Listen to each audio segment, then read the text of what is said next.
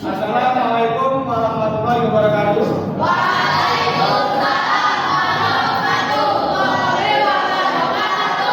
Selamat pagi anak-anak. Baik, sebelum pembelajaran saya mulai, kita awali dengan doa dulu ya. Dan selama pembelajaran kamu diberikan kemudahan untuk memahami materi yang saya ini akan ajarkan hari ini. Tolong ketua kelas bimbing berdoa. Untuk memulai pelajaran hari ini adalah kita berdoa sesuai keyakinan dan agama masing-masing. Doa mulai. Amin ya Rabbal alamin. Saya absen dulu. Siapa yang ini tidak masuk?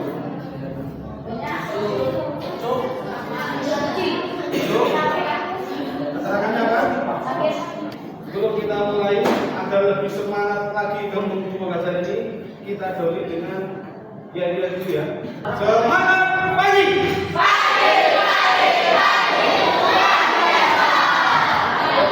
Kita lebih semangat lagi. Semangat pagi.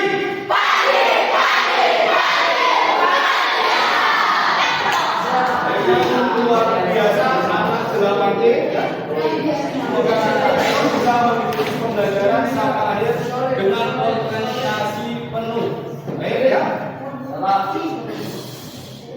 Sebelum kita mulai, tolong siapkan buku catatan, buku paket ya.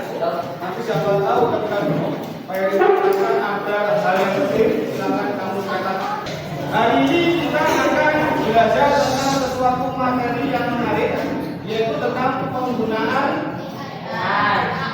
Nah, sebelum kita masuk ke materinya, coba kamu tolong perhatikan di tampilan proyektor ini ada 3 gambar.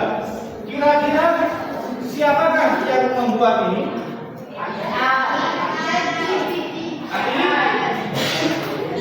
Atau bukan manusia? Manusia atau mesin yang buat ini? Mesin.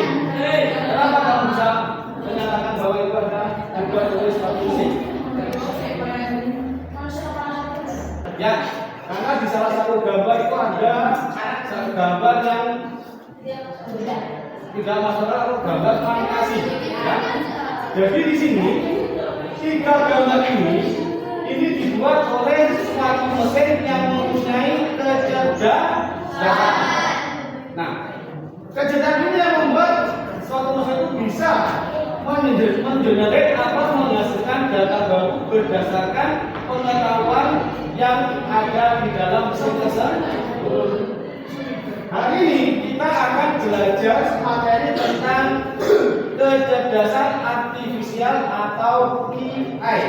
Kita akan belajar kecerdasan artifisial generatif dan implementasinya. Tujuan pembelajaran hari ini yang pertama, kamu bisa memahami konsep dasar kecerdasan artifisial generatif. Jadi kamu nanti paham apa sih yang dimaksud dengan kecerdasan artifisial generatif itu apa? Karena di dalam perkembangan teknologi tidak hanya kecerdasan artifisial generatif, juga ada kecerdasan artifisial yang biasa. Nanti dengan memahami konsepnya ini kamu bisa membedakan mana yang generatif, mana yang biasa.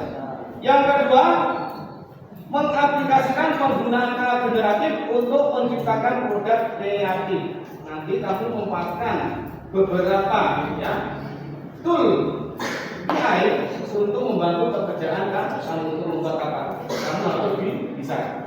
Yang ketiga, merefleksikan implementasi KA generatif dalam kehidupan sehari-hari. Artinya bagaimana kamu menggunakan KA itu secara bijak dan etis supaya nanti kamu tidak melanggar hak orang lain atau penggunaan KA itu membuat pengaruh buruk terhadap kalian. Nah, sekarang kita masuk ke materinya. Apa sih yang dimaksud dengan kecerdasan artifisial? Ada orang bilang bahwa ini adalah suatu kecerdasan yang diberikan kepada suatu mesin, sehingga mesin itu bisa melakukan suatu kegiatan atau melaksanakan tugas-tugas yang membutuhkan penyelesaiannya dengan suatu kecerdasan. Ada istilah seperti itu. Sebenarnya Kecerdasan artifisial itu apa? Ini adalah suatu bidang yang mempelajari bagaimana suatu mesin itu bisa cerdas. Jadi luas sekali. Jadi bagaimana membuat suatu mesin itu bisa cerdas itu masuk ke dalam bidang AI.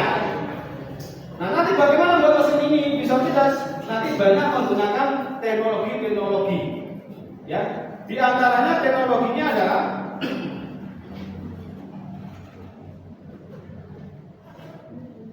ini, ya.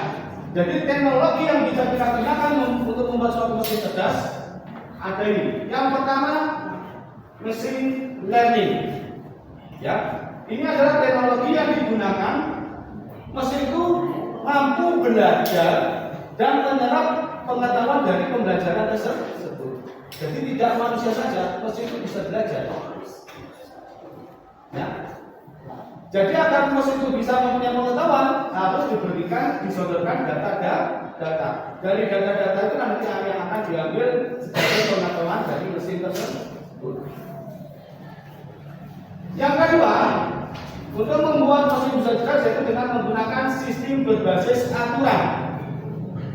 Artinya di sini kecerdasan mesin itu diperoleh dari rangkaian aturan atau instruksi if then. If then ini merupakan salah satu instruksi dalam bahasa pemrograman. Jadi kita membuat aturan-aturan dari sekumpulan if then ini. Contoh, misalkan kalau badannya panas, kemudian hidungnya meler, berarti sakit flu seperti itu. Ya. Contoh lainnya, jika anaknya rajin, anaknya memperhatikan pelajaran, dan itu adalah maka anak pandai seperti itu. Jadi aturan-aturan ini dibuat dengan menggunakan if then. Salah satu contohnya adalah aturan-aturan yang dapat membantu seorang dokter dalam mendiagnosis ya gejala infeksi bakteri, dan programnya apa? Mesinnya juga bisa merekomendasikan antibiotik apa yang harus diberikan. Itu diatur dengan menggunakan sistem berbasis aturan. Jadi nanti keputusan hasil atau yang dihasilkan dari mesin dengan menggunakan sistem berbasis aturan itu adalah paten. Ya, karena hasilnya dituliskan dalam programnya. Beda dengan mesin learning. Mesin learning ini akan memberikan suatu keputusan berdasarkan apa?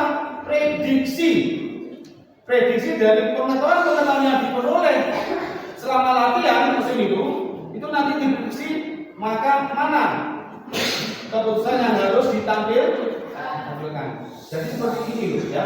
Kalau kita diberi suatu pertanyaan, otak manusia ini akan terangsang untuk mencari jawabannya. Jawaban itu ada di pengetahuan otak kita.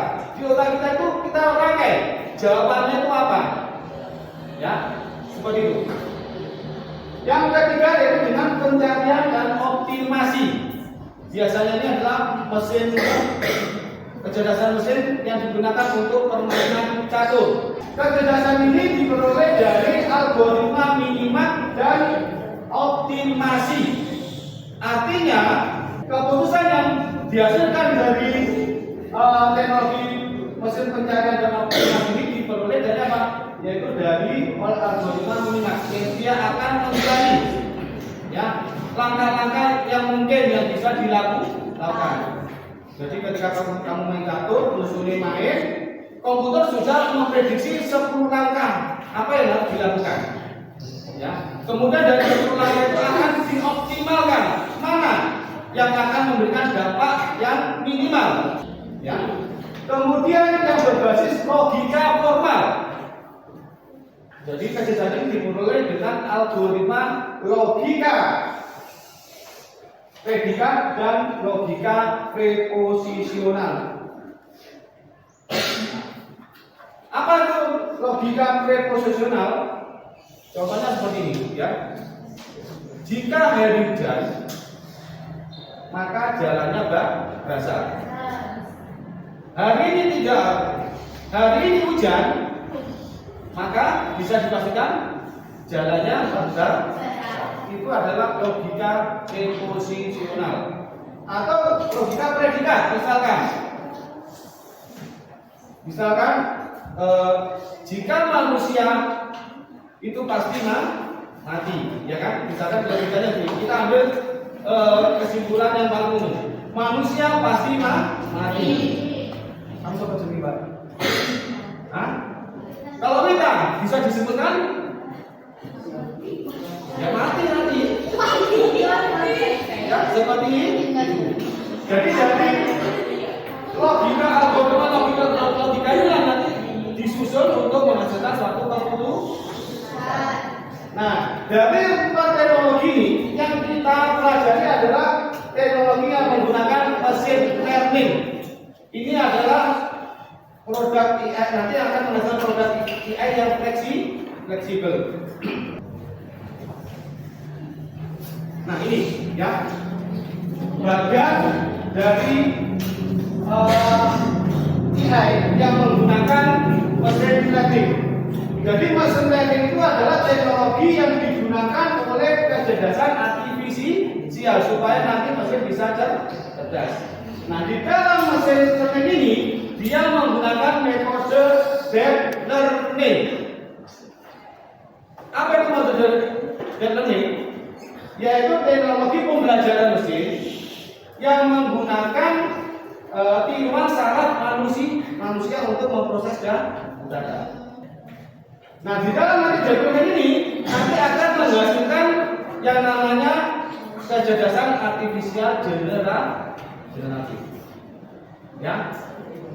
Nah ini, deep learning adalah teknik pembelajaran mesin yang menggunakan jaringan saraf tiruan dengan banyak lapisan. Di otak manusia itu, ya jaringan saraf otak manusia itu terdiri dari sel-sel ribuan, yang mana antara satu sel saling terhubung. Ketika kamu misalkan suatu ulat benda yang disimpan di dalam memori kita bukan dalam bentuk benda ini sebenarnya, yaitu bentuk karakteristik benda ini. Bentuknya kotak itu masuk ke sel yang sel satunya, kemudian warnanya putih, terus bagiannya seperti ini. Itu yang akan diingat oleh otak kita.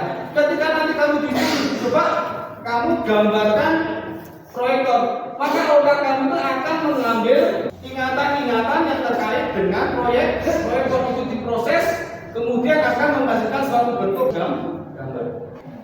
Nah, jadi ketika nanti kita menggunakan mesin learning dengan model deep learning, itu nanti akan menghasilkan KA generatif. Apa yang dimaksud dengan KA generatif? Adalah KA yang dapat menghasilkan konten baru dari pengetahuan yang sudah diperoleh oleh mesin tersebut. Misalnya gini, mesin itu sudah punya pengetahuan tentang binatang kucing, ya, binatang harimau dan semua binatang atau manusia sudah mengetahui. Ketika nanti kamu menyuruh suatu alat tool KA generatif, misalkan tolong buatkan prajurit ya berwajah harimau mempunyai sayap garuda, maka ini bisa membuat konten baru. Dia akan membuat konten baru itu berdasarkan pengetahuannya tentang manusia, pengetahuannya tentang harimau, dan pengetahuannya dengan burung garuda. Nanti pengetahuan ini diproses untuk menghasilkan konten yang baru. Padahal IA itu sendiri belum ada pengetahuan tentang satria berwajah binatang bersayap garuda.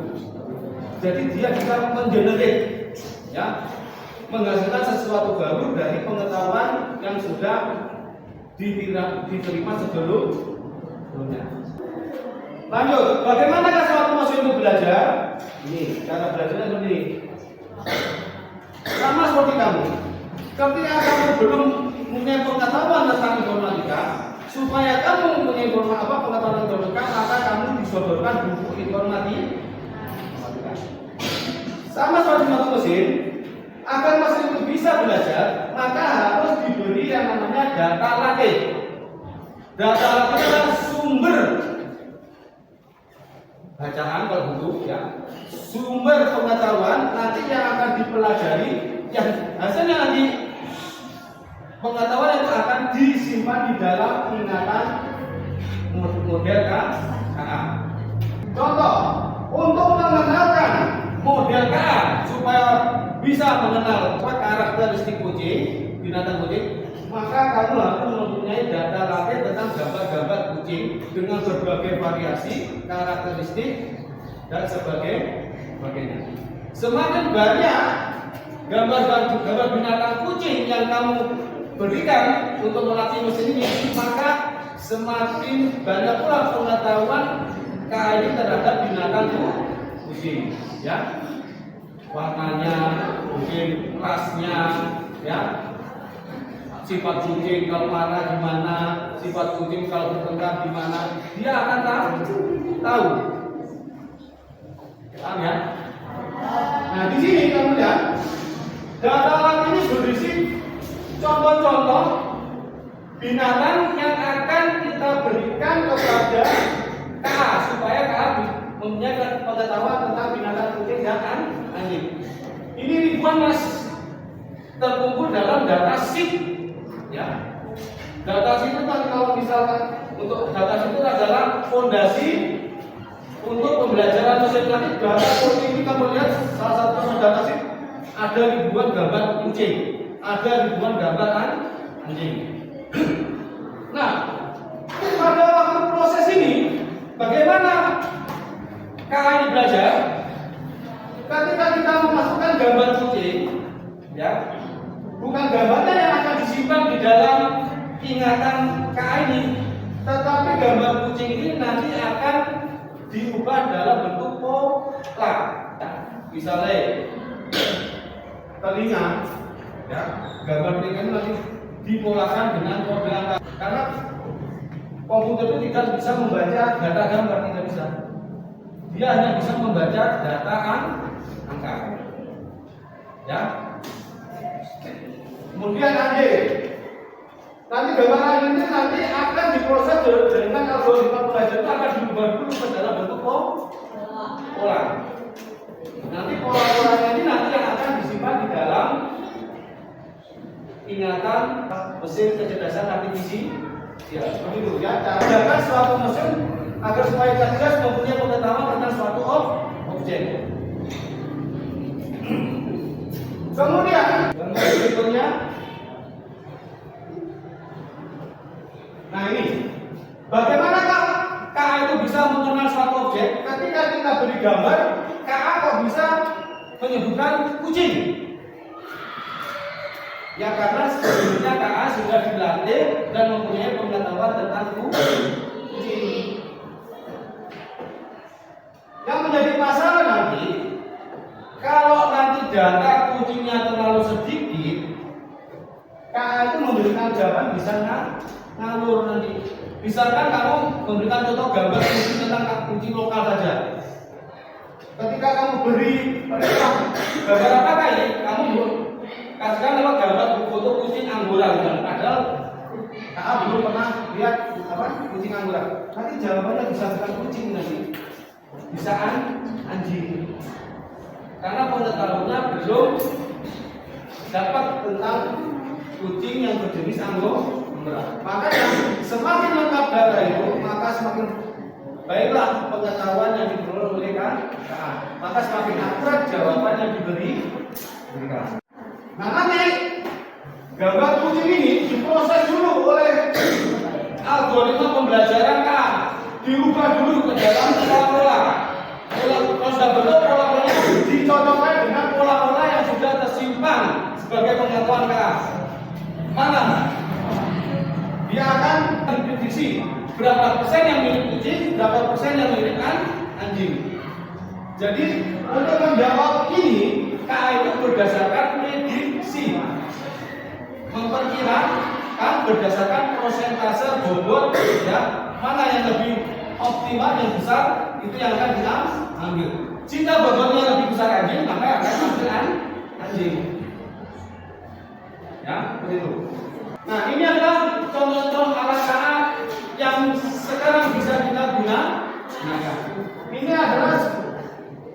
sebagian besar adalah aplikasi yang berbasis web. Ya.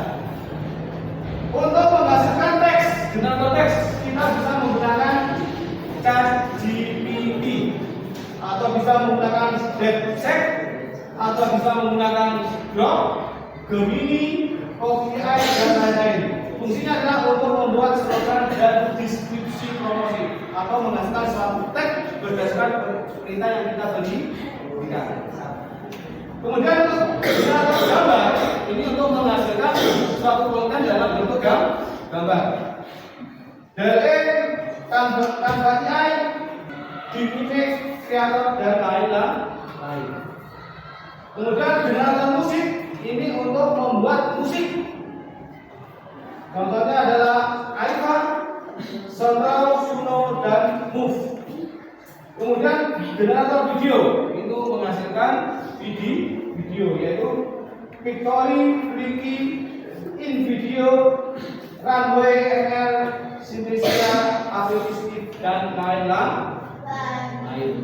Nah, sampai di sini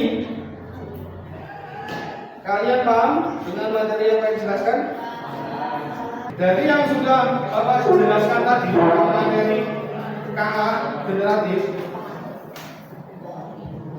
siapa yang bisa menjelaskan dengan bahasa kamu sendiri apa yang dimaksud dengan KA generatif? Siapa yang bisa? Ya, silakan. Mesin kita yang bisa membuat sesuatu, misalnya kita dia membuat gambar, nanti dia bisa bikin gambar sendiri, jadi dia terus tidak hanya mengganti Ya, mesin kita yang bisa membuat gambar yang baru. Untuk tugas kelompok berikutnya, silakan kamu buat ya poster promosi, ya. Buat poster promosi. Kamu bisa menggunakan alat bantu atau hal yang manapun yang bisa membantu kamu, ya.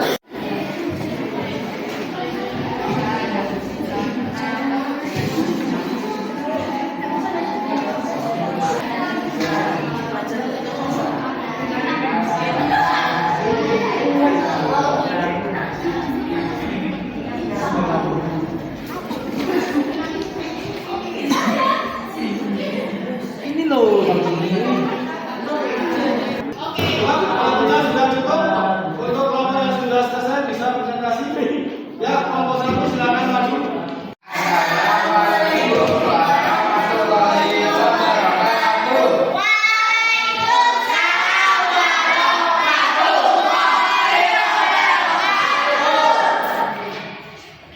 Contoh rasakan ide dan prompt untuk keripik singkong. 1. Tema proyek. Promosi keripik singkong buatan rumah dengan tema campuran gas biasa, bikin kecantikan. 2. Pesan yang ingin disampaikan. Pesan utama, keripik singkong ini renyah, gurih, dan bikin ketagihan. Rasanya beda dari yang lain. Target audiens, anak muda, remaja, dan keluarga. 3. Rancangan visual awal. Di tengah ada tumpukan keripik singkong yang terlihat sangat renyah. Ada percikan bumbu yang berterbangan dan bebek. Latar belakangnya renyah dan berwarna-warni. Di depan ada tulisan besar keripik singkong gurih renyah. Di pojok ada logo atau nama produk yang sederhana. Contoh prompt yang saya gunakan di ChatGPT. Tolong buatkan sebuah poster iklan yang fotorealistik dan close up dari tumpukan keripik singkong berbentuk irisan tipis dan keriting yang sangat renyah. Tumpukan keripik ini berada di dalam mangkuk kayu kecil. Di sekitarnya butiran-butiran bulu pedas manis terlihat melayang dan berhamburan secara dinamis. Gunakan pencahayaan yang hangat untuk menampilkan tekstur keripik yang renyah. Latar belakangnya adalah tekstur kayu vintage dengan efek bokeh yang lembut. Gaya visualnya terlihat sangat menggugah selera. Ada tulisan, campuran tidak biasa bikin ketagihan. Sekian dari saya, terima kasih. Inilah hasilnya untuk prompt yang saya punykan. Assalamualaikum warahmatullahi wabarakatuh. Ya.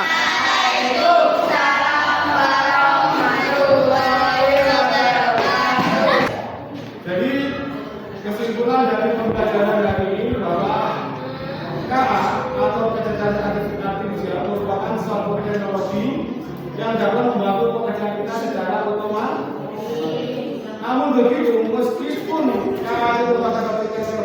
otomatis jawaban yang diberikan itu belum tentu semuanya Benar. maka tugas untuk kalian harus kritis. Artinya apa yang merupakan jawaban dari AI itu jangan langsung kamu percaya. Coba kamu buktikan dengan sumber-sumber yang lain. Dan meskipun teknologi KA itu adalah teknologi yang otomatis, yang terpenting bukan hanya teknologinya, tapi kemampuan kamu dalam membuat promnya. Baik, untuk pembelajaran minggu depan, tolong kamu pelajari tentang etika dalam penggunaan KA. Ya, itu untuk pertemuan minggu depan. Untuk mengambil pembelajaran hari ini, tolong ketua kelas itu mungkin